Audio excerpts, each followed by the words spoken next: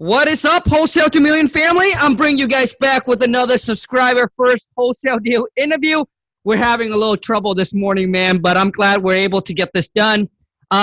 So before I bring him on to share with you guys, he's just closed his first wholesale deal. Made 5K on it. It's a virtual deal. He got the deal from Zillow. All right. Those of you who are new to the channel, listen to me. If you haven't got your first wholesale deal done, this is why I'm doing these kind of interview, to give you hopes, to give you motivation, inspiration, to let you know that you too can do this if you're willing to freaking hustle and stick with the game. All right. And before I bring him on, I want to take a little time here to self promote, man, because I think some of you guys, this is not for all of you, but for some of you, this might be exactly what you're looking for. All right. And that is, I'm holding a 5K masterclass. It's starting tomorrow. June 1st is the first. All right. It's the first day of the class. You can still sign up and get in on it. It's a 5K masterclass. It's a one-time payment of $5,000, which means we're going to be together. You and I are going to be together for the next 12 months. And we meet one time a month on Zoom. I'm going to share with you all the tips, strategies, the connections, the network, whatever it is to get you from where you are to where you want to be. So what it is this is for the beginner, or maybe for those of you who's already making $5,000 a month, $10,000, $20,000, or maybe you're now doing $100,000 a year and you really want to scale your business up. I'm going to give you the exact action plan, a clear action plan every single month that we meet up, so that way you can get from where you are to where you want to be. So if I'm talking to you, like I said, this is not for everyone. It's only for those of you who's ready, who's committed, and say, Khang, this is exactly what I'm looking for. So what I'm going to do is, when we meet on Zoom, I'm going to dissect where you're at and where you want to be. And what I'm going to do is give you an actionable, clear plan, an action plan, so you can go and work on it in the next 30 days. We come back again on Zoom. We meet again on Zoom. All right. We do exact same thing within that 12-month period. I cannot see, if you are a massive action taker, I cannot see how you cannot get from where you are to where you want it to be. If that is you I'm talking to, you can email me, shoot an email over to Wholesale to Millions with your full name, the subject, put 5K masterclass, and we're ready to rock and roll. All right, so now that's out of the way. I'm being a little selfish, but let's help me put your thumb together and help me bring on David from New York. What up, buddy? What's going on, man? Dude, I'm so glad we're able to make it happen, man. Were you struggling trying to get on Zoom or something, man? Nah, it's just that I'm in my store right now, and I was a little busy, and I'm trying to, get rid of clients, and and trying to do other things too, and I got a lot going on. I don't just do real estate, so Got you, man. So you just like me, man. So you're also trying to hustle. Yeah. So, Awesome. So you guys, before I let David take over and tell you guys his stories and how he got his first deal, throughout this interview, if you find any value, boom, smash that thumbs up, show our guests some love. And if you don't find any value, smash the thumbs down and freaking get out of here. All right, just get out of here. But be real with me. Let me know, right? If it add value, if you'd like me to continue doing these first wholesale deal interview, you feel like it does help you, does add value, show me some love, smash the thumbs up. You haven't subscribed to the channel, smash the subscribe button, and let's take your life, your business to a whole nother level. David, man, I'm going to let you take it over, dude. I talk enough. I'm going to let you take it over, man. So what I want to know is share with everybody your stories, right? Your story, where you're at, and then why you got into wholesaling, bro. Okay. Well, I basically started this about 2 years ago, 2017. I did, I basically, I didn't even know what I was doing when I started doing this. I didn't even know this was wholesaling. I just around people who was doing real estate, and they just was like, bring me a property that somebody wants to sell. If they going through, a divorce or something, or just bring me a property and I'll give you money. So what I started doing, I have a friend, and I was just working for him, bringing him properties.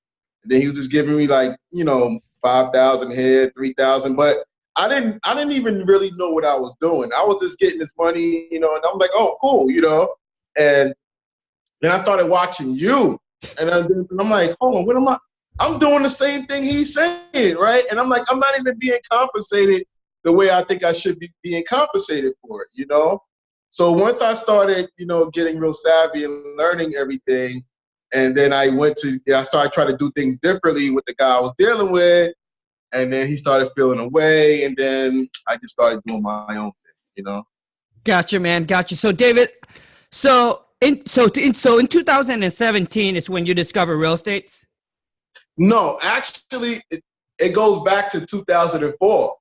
Dang, I bro. was, because for some reason, I'm in New York City, so I'm around people all the time that's doing this stuff. They doing real estate, they flipping houses.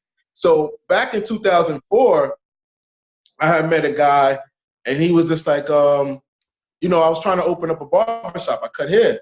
So he was like, look, I'll give you money to open a barbershop. Just bring me somebody that's losing their house, or they want to, you know, buy a house or something. So I had a couple of customers. They was like, oh, I got these houses. I don't want them, and it's too much, blah, blah, blah. I bought him 2 houses. He gave me 25 grand. But 2004? yes, 2004. But I didn't know better. At that time, I was trying to open up a barbershop.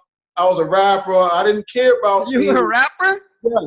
I didn't care about it. I was just like, look, I'm gonna get this money to do X, Y, Z, and then, you know, so I didn't really, you know, understand. I was younger, you know, so I was just like, look, I just want to be a rapper. I don't, you know, maybe I'll get this money for doing this to do this, but I just wanted. So fast forward, you know, the good thing is I had got that money, opened up a shop.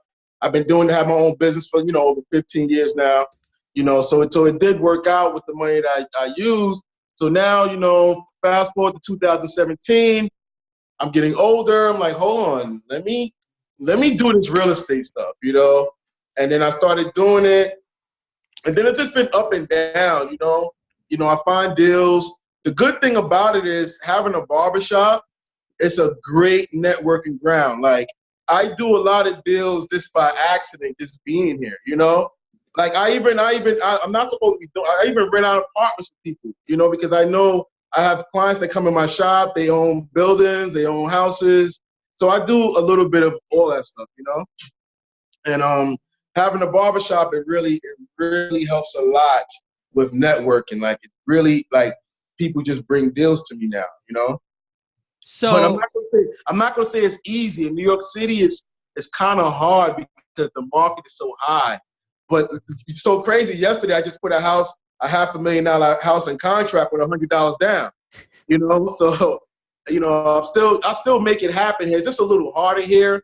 But most of the deals I've been doing has been like in Jersey, North Carolina. It really hasn't been in New York.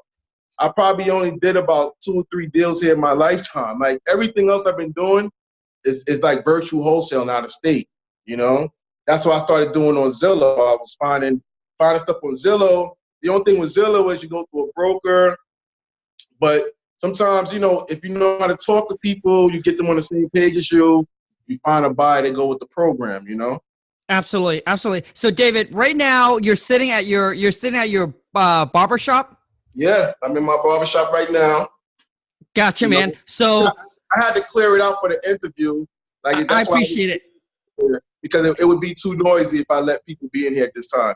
Oh man, dude, David, man, I appreciate it, man. Thank you so much, dude. Thank you so much. Appreciate it. So you opened the barber shop since 2004, and you still have it till now. Yes, definitely. So does it do pretty good, dude? Yeah, I mean, this is why I'm trying. Like, I mean, right now it's becoming kind of overwhelming for me. Like, I have a lot of clientele. I have like over 70 clients a week, and it's a lot of work, you know. I've worked on being the best at it, and I became kind of, I'm not saying I'm the best, but I'm probably one of the best in Brooklyn. And I have a lot of clientele, and I'm tired of just working a lot. Like, I was like, I need a way to be able to make a lot of money with less time, you know? Dude, I spend like 60 hours a week in here, you know? And dude. it's a lot. But the good thing about it is I do all my real estate stuff from here too, you know? Like, I have people meet me here, I do stuff here, you know? So it does give me freedom to do other things too, you know? I feel you, bro. I feel you. The problem is that you are the best of the best, right? And you are now all your client, but there's only one of you, right? And it takes you a certain amount of time to cut these haircut, right? Yes, and I do have other barbers, but it's when you build up a reputation, it's like I'm trying to get it off on them, like trying to like, you know what, you guys need to be taking over certain things where I don't have to work as hard. But it's hard when you have a certain reputation. Like there's just certain people that just want to come to me. They don't care, you know? So it's hard. I hear you, man. No, You know? I hear you, bro. See, and you guys, before I let David go into where he's going to share with you guys kind of like how he got his first deal, I'm going to share with you, David, and with everyone that's listening. I'm going to share with you guys this is just my personal opinion, right? Just my personal opinion. That's why it's so hard, man. It's so hard to scale. It's so hard to scale a business like yours, especially it needs license, right? So to cut hair, like you have to hire people with the skill set, like they have to have license. Dude, that's why it's hard to scale. Like that's why it's hard to scale those kind of business. Now, dude, if you're good at cutting hair, man, maybe you need to upcharge. Maybe you need to go cut hair for celebrity, bro. I kind of done that already. Like, I don't know if you know, like rappers like Joey Badass and Mano, but those are like Brooklyn people. But I do it for them. The only thing I don't like about the celebrity part of cutting hair is like you're always chasing them around the country, and you know. And I have a family, so it's like I can't be. It's like you're still working for somebody else. Like I'm chasing them around. And then their career dies, then what? I have to go start back over, you know? I hear you. So it's just that, like, I have a family now, so it makes it kind of hard to do things like that where I have to be going all around the country, you know? I hear you, bro. I hear you. So sometimes I do things like that. I used to do stuff for magazines and stuff, like photo shoots and stuff, like the Vibe magazine and stuff. But, you know, I hear you, bro. Yeah, what I learned with the barbershop though, you could turn a barbershop into $1 million a year business just because of the networking part. Like, you know, doing real estate, like it really helps a lot because of the people you're meeting, you know? So it's a great networking ground. I hear you, man. So now my question for you, David, is that, you know, you had the barbershop, dude. So now are you focused? So are you doing the barbershop like full time and real estate just kind of part of your part-time deal? Actually, it seems like I'm doing more real estate now than cutting hair, you know, but I'm doing it as I'm in here during the day, you know.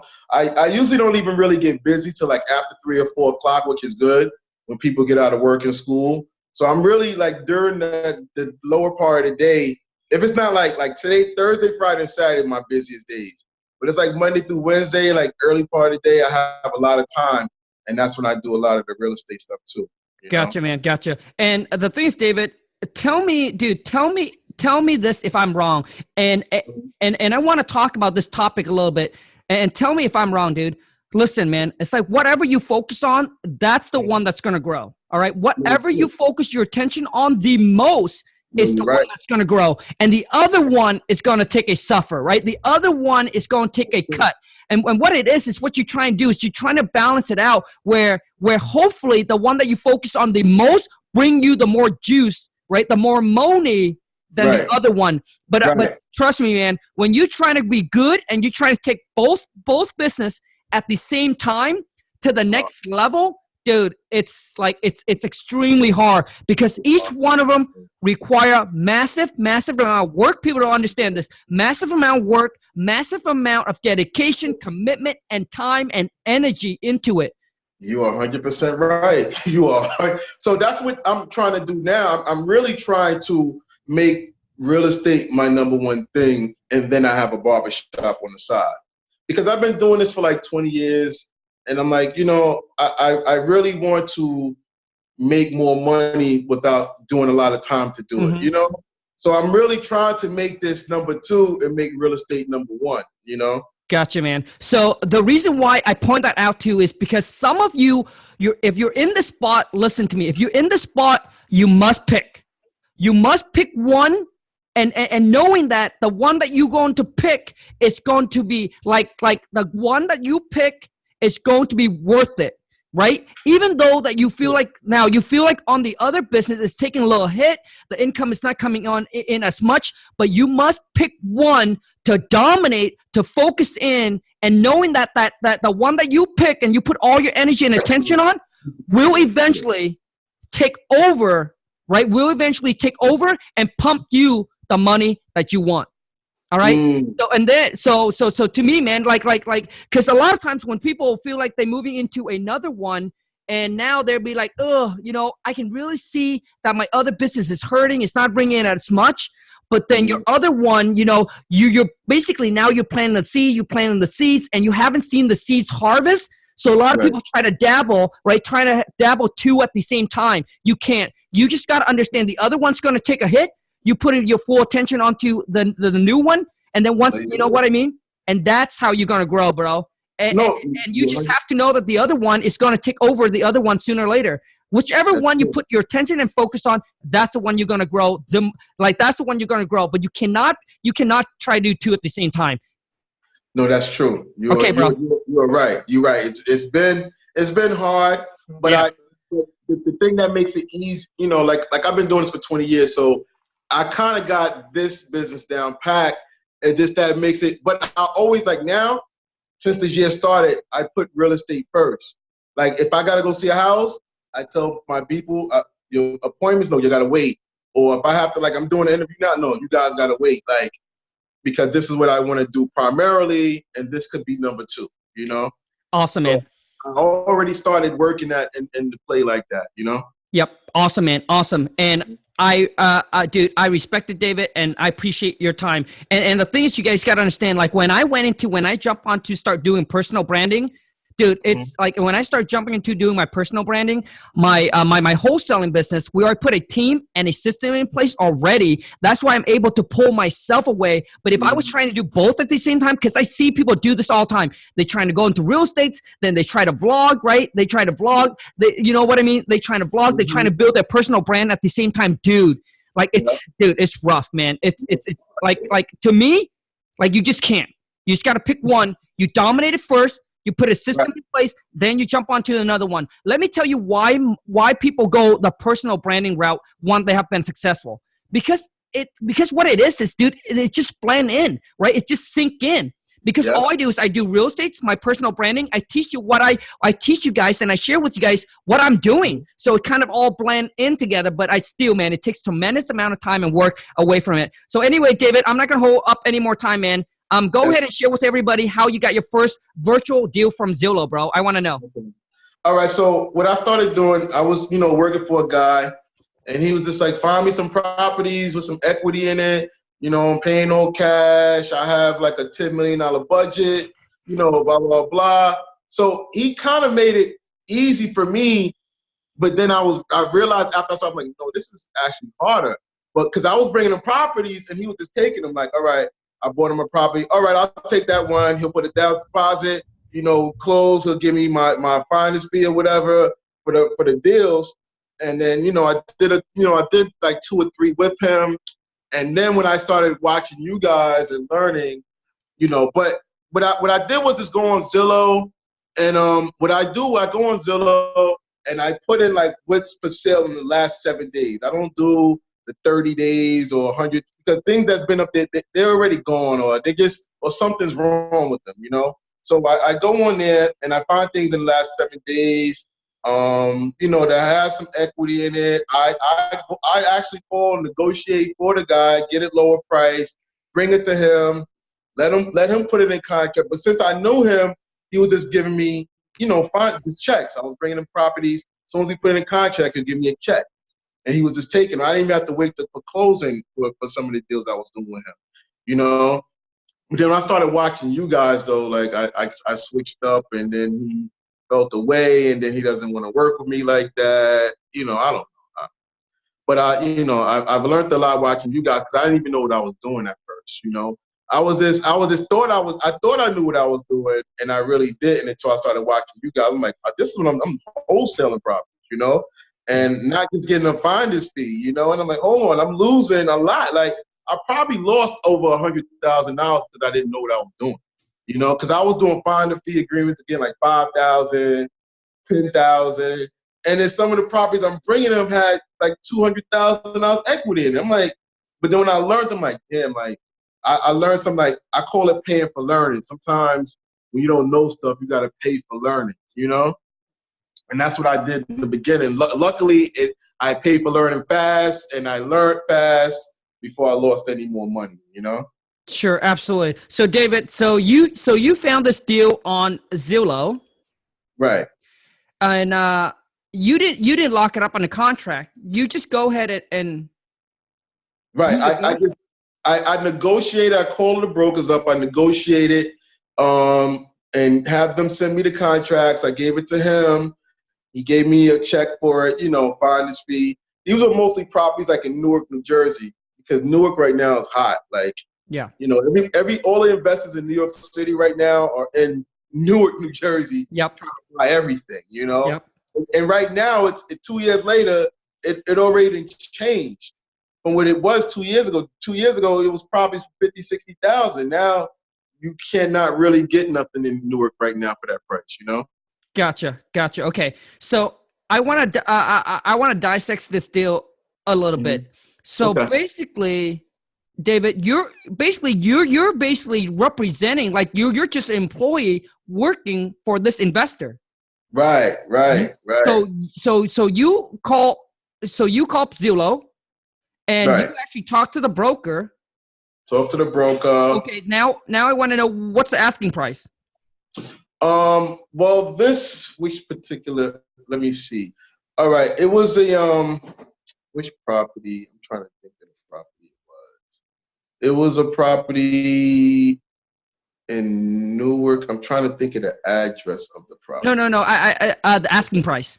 Oh, the asking price? Yeah. It was like for 180. The property was probably worth like about I think it was like 280. But then I talked him down to like 140 or it was like 140 he got it for. It was worth like 280. It didn't need much work, probably about like 20, 30 grand worth of work. You know, he gave me like a $5,000 check. But that's the check that I showed you. Yeah. That he gave like a $5,000 check. But I got you. Okay, I got you. For those of you who I get DM and I get question all the time saying, "Hey Khang, how about working with a broker?" So listen. So this property is worth about 280. Right. The agent listed for 180. Right. I talked him down. Gotcha. And then how long was it on the market when you called the broker? It was only in the market, like it had to be less than 7 days. It had to be like maybe five or 6 days. So I called them up, like, look, I have, it's going to be all cash. I negotiated. Can you talk to the seller? I want to get to 140 all cash.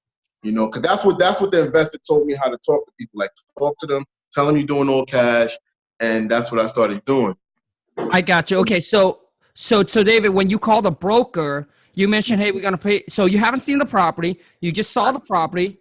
You negotiate on the price. Now, when you talk to the agents, are you saying you're the cash buyer, or are you saying you're working with a group of cash buyers? Right. I was saying I was working for.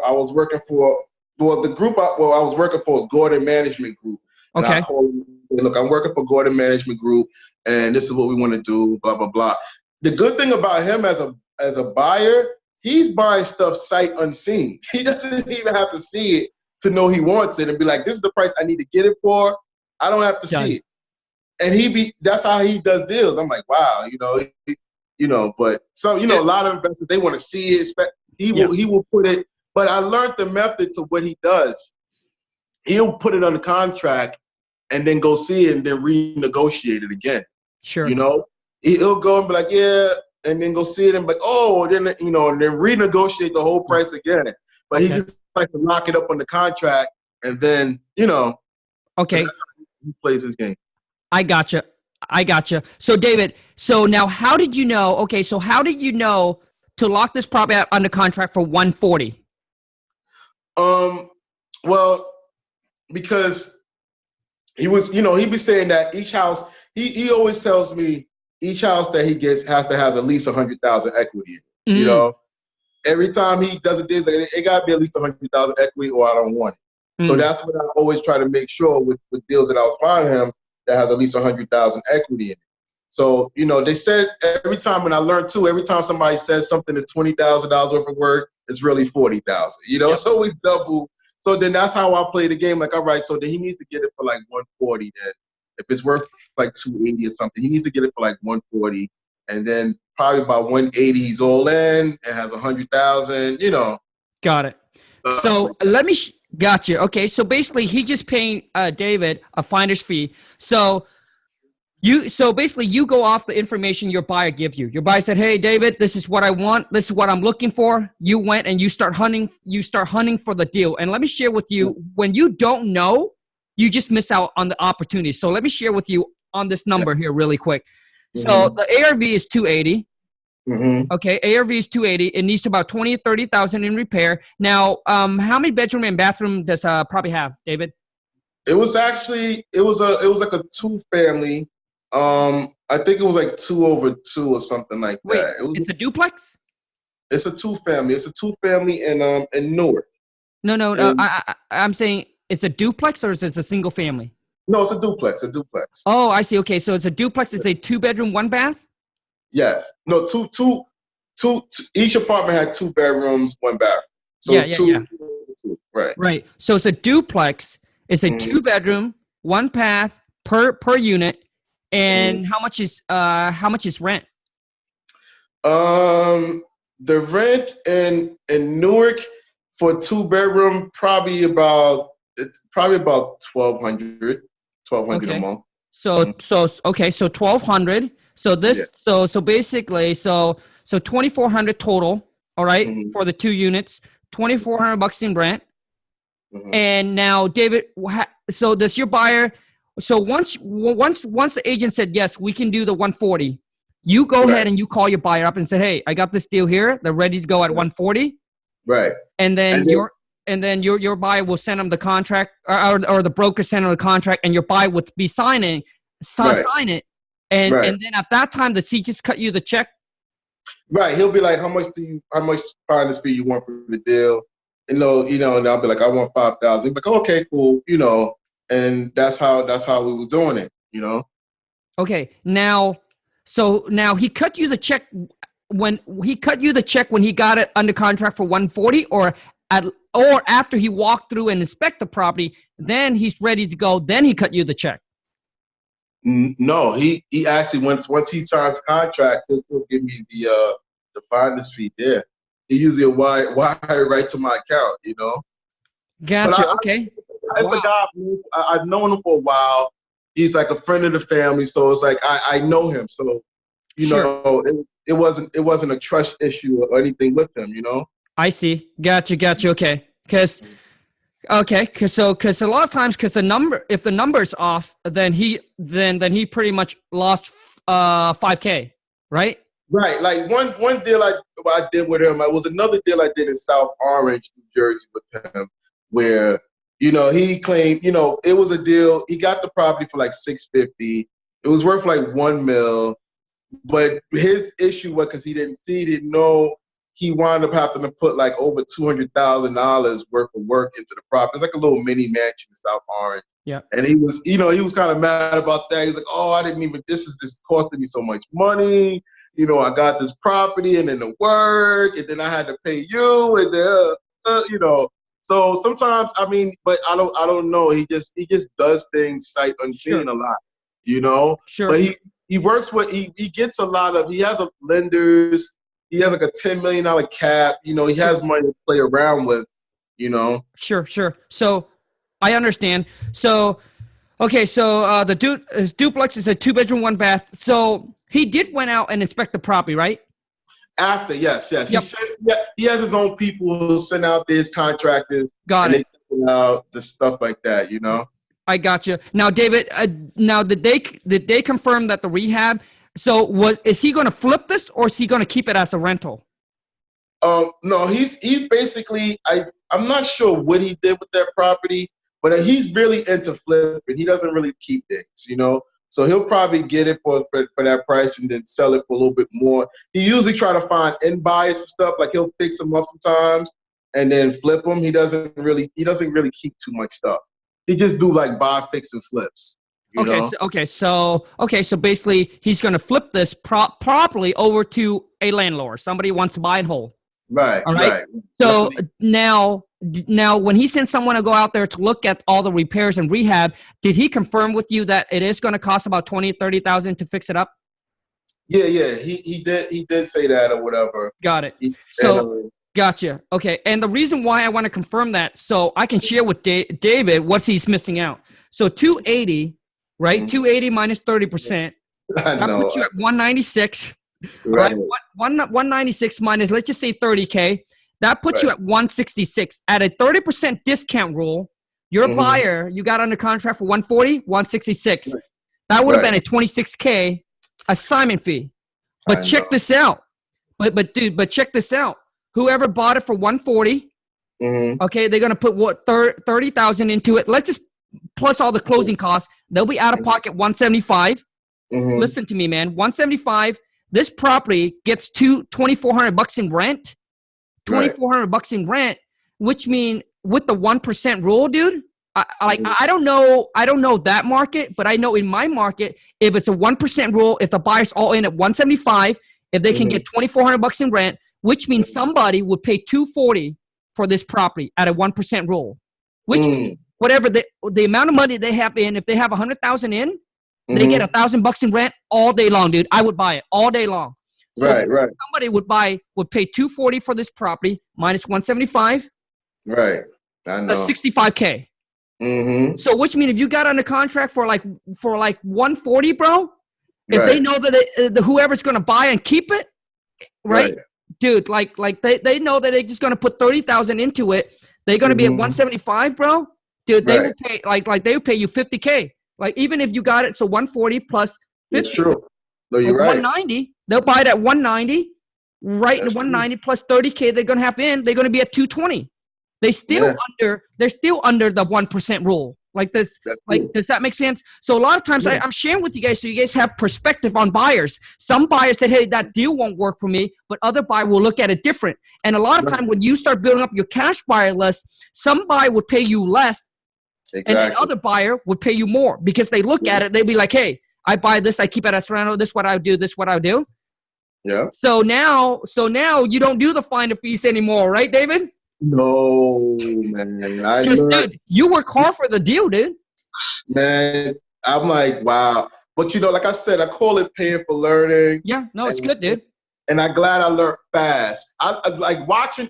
It's only 3 people I watch on YouTube.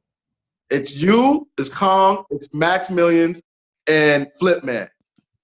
You three guys taught me so much in the last year that I can't, like even yesterday, I just put a contract I just put a house in contract in Queens for $440 with $100 down. Like, it's unheard of. Like, I was just talking to one of my boys, he's a broker, he's like, yo, that's unheard of, man. But it's just certain situations. Guy going through a divorce. Yep. He's like, I just want to get rid of this property. He's not real estate savvy. I'm like, look, I went and seen the property. It's a turnkey property in New York City. It's worth like $575. And wait, it's worth $575? Yes. You got under contract for $440? Yes. And yep. You could just move in. Okay. So because it's a court order, you have to get rid of it because going through a divorce. Right. So it's a single family? Yes, it's a single family, yes. Gotcha. Okay. So is it currently vacant? Yes, it is. All right. Yep. And it's located in New York? Yes. I'm trying to help you, dude. I'm trying to help you co-wholesale or find a buyer for you right now. So any one of you that is listening, reach out to David. All right. I'll make sure. David, how do people connect with you, bro? I'm on Instagram at Livbetta, Livbetta. You could go in there or just type in David Duran on Instagram. I'm on Facebook. Any of those 2 things, I'm on Instagram or Facebook. I'm on YouTube too. My YouTube channel is called Livbetta too. because I think everybody could live better. Everybody could live better, man. It's enough money for everybody, you know? Absolutely, man. I love the name, dude. I love the Yeah. name. So you guys, I'm going to make sure I put David, all of his contact info in the link in the description. Reach out to him. Or those of you in New York or you got buyer in there or whatever it is, dude, work a deal together. All right. This is why I do this. I bring on so you guys can connect and network and make money together. Yeah, so, definitely. so now, now that we got that, now we got the deal out of the way. I want to really talk about focus. You guys, focus is extremely important. All right. Especially when you first start out. Listen to me. I have so many of you guys ask me, so Khang, I want to get into commercial. Dude, I want to get into commercial, apartment. I want to go tie like $500,000 to $1 million property up on a contract, dude. To me, anyway, this is just my personal opinion, man. When you first started, dude, I share with you not because just opinion, but my experience. When I first got in, dude, I hop on everything. If I see everything, I hop on everything. I hop on vacant land. I spent so much time following a developer, a builder. They taught me about subdividing the lot, the wetland, and all that shit. And then I also do. I heard somebody said, "Hey, there's a commercial opportunities." I jump onto commercial, dude. I tie it up and dude, all kinds of things. Listen to me, man. Focus is the key. Stick with the bread for those of you who are starting out. Listen to me. Just stick with the bread and butter, the single family home. Stick with the single family home. Once you master the single family home, then you can jump into doing commercial apartment buildings because now you're dealing with a different type of buyers. Vacant land, man, I don't even want to touch vacant land, dude. I try so many. It takes so long. You know, the buyers got to be like it takes long to close a vacant land. I'm not saying that all this that I mentioned to you, I'm not saying that it's not possible. I'm not saying that there's no people that making money. There is people that wholesale and make a boatload of money doing it. I'm just saying that when you first start out, don't jump around. Just focus on the single family. Learn how to do that. Then once you're good at it, then you can diverse and get into some other stuff. All right, some bigger stuff. So that's just my personal take. And then let me share with you one more thing. All right, when I say about starting two business and focus. So for those of you who don't know, all right, my wife and I used to own a little small hair extension kiosk in the mall. And then we got, dude, and David, I'm just like you, man. I'm sitting at the kiosk just like you. I'm waiting for customer, right? I'm waiting for customers to come. And whenever I get time, dude, I would jump on the phone. I'll call because I was working my wholesaling, right? I was working my wholesaling on the side as well. And then as I go on through wholesaling, dude, I start to see that my other business is taking a hit. Like I wasn't making the kind of money that we used to make, right? And it's hard, dude. It's hard. And my wholesaling is not even growing, right? It's not even growing yet. I'm just planting the seed. And it was so hard to see that because you'd be like, because you're doubting yourself. Are you going the right path? My other business is taking hit. Like, oh man, you know what I mean? Maybe I should focus on that, but not too much on this. Maybe I should do this on my spare time. But dude, I've made up the mind, right? I've made up the mind that, hey, that I know this real estate business is going to pay off, that I'm going to make 10 times what I'm doing with this. And I know that at this time, my other business just have to take a suffer. It just has to take a hit. And so, and that's exactly what it did, man. The other business, dude, took a hit. But when I went all into real estate, dude, obviously now, just in 1 month, we're making 1 month than I did the whole entire year in that business. Wow. But obviously, I don't have the hair extension kiosk anymore, dude. The hair extension kiosk, dude, my wife and I, dude, we killed it. Dude, we used to make so good money, bro. I'm putting on hair. You cutting hair, I'm putting on hair, bro. You cutting people hair, I put on hair extension, dude. And dude, we're making a couple $100,000 a year. Wow. Hair extension because we're buying products from China for like $5, $10, and we're selling over we're selling for like 100 to 200. The margin, and people, and dude, the ladies, dude, you guys, when it's in sales, girls, ladies, boys, and kids. Men's are like the third on the category. It's girls, and then for the kids, and then the men's. All right. So, dude, we hit the woman. Oh my God, man, we're making good money, and that's why when I try to pull away from that, it was so hard to see that it's taking a hit, right? Because, dude, when you lose focus, that's what happened, right? But I just knew that the real estate is gonna pay off. And, Yeah, it and does. yep. Right. So for those of you who's like dabbling too, I'm just saying pick one and then just go all in on it. If you're gonna go real estate, man, go all in on it. Because I get people being an agent, they want to be a realtor, and they want to be an investor. Dude, you cannot be good at both. Both require a mass amount of work, man. That's true. You're right. You're right. Like, because I'll be up to 2 in the morning with this real estate stuff, man. I'm online every second that I get that I'm not cutting hair. I'm online looking for the deals or talking to people. Like, I really, Yep. and it is hard trying to juggle both. It is really hard. I'm not gonna lie. Sometimes, like right now, I question that. Now I'm like, should I get to a certain number and just stop cutting hair and just do real estate? Because it takes a lot of time and it has an overhead to it. It's bills you have to pay to keep a place open. I hear you. I struggle with that now, but the investors and people that I meet, they be like, no, don't get rid of the barbershop. They like, that's the best networking ground, And it's true because I will post deals in here. And people will see it and they'll be like, I know somebody that may want that, or I'll post apartments in here. People in New York City too, that's another. You can make 6 figures just doing apartments in New York City. Like if you have a broker's license, you can make 6 figures just doing that. Because these apartments here, a 1-bedroom apartment here is $1,500 and better. Yeah. So, but that's what I struggle with now. I'm like, what number do I have to get to say, let me just leave because I've been doing this for 20 years. So I'm like, maybe I could just move on to something else. Hey, man. Move on. Sure. Let me leave this in the past. And, yeah. So hey, man. The thing is, David. I mean, like the thing is, dude. Like, if you like cutting hair, right? If you like cutting hair, I mean, if your wholesaling business is going to come to the point where what you make. So now let me ask you, dude. What's your goal that you want to make that you want to do in wholesaling per month? Per month. Oh, right now, I was like, if I could make $20,000 a month doing wholesale deals, I'm good. Dude, I would cry. I would cry if I wake up and only make $20K a month, bro. And dude, and this is coming from a guy that used to make $30,000 a year, right? So the thing is, like, your perspective change. But what I'm about to share with you is that, dude, if you can focus on your wholesaling, I'm just saying, and you still like what you're doing is cutting hair, dude. You're gonna get to the point, man. You're gonna cut hair for fun. Like, you have your barbershop so you can network and sell deals. Right, sell deals and get deals where you're going to make so much money in wholesaling, you don't care about the rent spot. You don't care about the rent spot. You know what I mean? Like, you open just so you can enjoy doing things that you do and network with other people and talk, man. No, that's Maybe true. That's what's going to happen.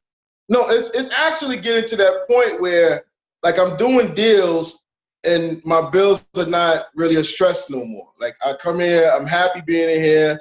Like, I even started a thing, like, let's talk real estate in the barbershop. Dude, yeah, man. People started coming from Instagram, and I've been taping it. I put it on, YouTube and stuff like that, because I was like, maybe I could just utilize the place to do more. Absolutely, bro. Hey, dude, that can be your real estate office, bro. Hey. It actually is. I sign contracts here. I have I do everything here. Dude, David, there's one person that you need to hit up, dude, and I promise you, you're gonna blow up if you can get him there. You know really? Who? Dude, Gary? Max Maxwell, bro. Oh, Max Maxwell. Yeah, dude. Dude, you gotta get a celebrity icon to go in there. Dude, get Max Maxwell to go in there. Do a freaking Instagram live or YouTube live. Do an Instagram live. Get him to freaking drop you some bombs, dude, on real estate. Dude, you know what I mean? Hey, you should hit him up and say, hey, instead of meeting up at a RIA, why don't you come to my barbershop? I'll cut hair and we can do a real estate meetup here. No, that's true. You're right. Dude, you get him to go there and drop some bombs, bro. You will blow up, dude. I know. So, anyways, David, I want to say thank you so much for your time, and I really appreciate it, man. Obviously, I know you got to close the shop for a certain amount of time to do this, so I'm not going to take up any more time. Any last word, David, to wrap this up, man? Any last word you want to tell the audience? Just don't stop, And in the beginning, I was getting frustrated too. Like I was bringing this guy properties, and he was like, no, until I started, and then it started happening. You know, it's always hard in the beginning doing anything, you know. But what I learned through cutting hair is like you can make anything work. I was a bad barber in the beginning, you know, and I made it work, like, you know. So once I learned from that, anything I do, I just, you know, put energy into it, make it happen, you know. I love it, bro. And you know, there's other ways to market too. I started doing something new. I started going to Home Depot and Lowe's and putting my flyers on people's cars there. I'm like, you know, people do banner signs. I'm like, but all the homeowners go to Home Depot and Lowe's. So I started making these cards right here, and I started putting them on cars and Lowe's and Home Depot, and people started calling me. I was like, yo, that's a new way. And I'm not even putting up bandit signs. I'm just putting these cards on people's cars in the parking lot because that's where all the homeowners go. You know? So that's a tip I just gave you guys for the day. Maybe I shouldn't have gave it up so easy, but it's been working. It works. Yeah, boom. For those of you, if you stay all the way into here, show my guest David some love. He closed his shop, dude. Close his shop down. I just got my partner in here. He's down with me with the real estate thing. What up, bro? Dude. Hey, and, David. There's nobody else in here, man. Is this cars parked outside, double parked? I told everybody had to wait, you know. But I appreciate it, man. I appreciate it. So I appreciate you. I appreciate it. So, David, here's what I'm going to do for you back, man. What I'm going to do is I'm going to post this on Instagram, and I'm going to cut, and then I'm going to tag you, and I'm going to tag Max Maxwell in on it, where I tell him to come to your barber shop, dude. Yeah, he should. The next time he's in New York City, he should come by, and we'll do it. Awesome, man. Awesome. So, anyways, you guys, thank you so much for all of you guys have been listening. Like I'm sharing with you, man. Once again, if you're interested or you're ready and committed, that's you see a lot of times what it is you just don't know what you don't know. And if you can get a little tips and opinion from somebody that's already been where that's already been where you want to be, and they have been through the journey, dude. And that's why the 5K Masterclass I'm sharing with you. I'm like I said, this is not for everybody, but for those of you who needs the clear guidance, actionable plan. That's what I'm going to do for you, man. I'm going to sit down, figure out what's going on, and I'm going to give you a clear action plan of exactly what you need to do. Maybe you're confused, you're lost, you're overwhelmed, you don't know which way to go, which path, how to structure this so you can stop wasting time and getting from where you are to where you want to be. And that's what I want to do for you within the next 12 months, man. My whole entire goal for the 5K Masterclass is to take you from where you are to where you want to be within that 12-month period. So if you are ready and committed, email for your full name over to wholesale to millions at gmail.com with your full name. Subject 5K Masterclass is a one-time payment of $5,000. 12 months that we're going to be together. We meet once every month. All right. And if you haven't subscribed to the channel, boom, smash the subscribe button. Smash that thumbs up, turn on the bell notification so when I upload a new video or when I go live or something like this, you will get notified. And if you recently just closed your first wholesale deal, please email me at wholesale to millions, and show me the money, which means show me the checks. And I'd love to bring you on so you can share your stories to the rest of the family. And if you haven't followed me on Instagram, hit me up on IG, go to Khang, Khang WTM. Thank you so much for listening, you guys. Take care, David, and have a great rest of your day, bro. You too, man. Thank you so much. Hey, thanks, bro.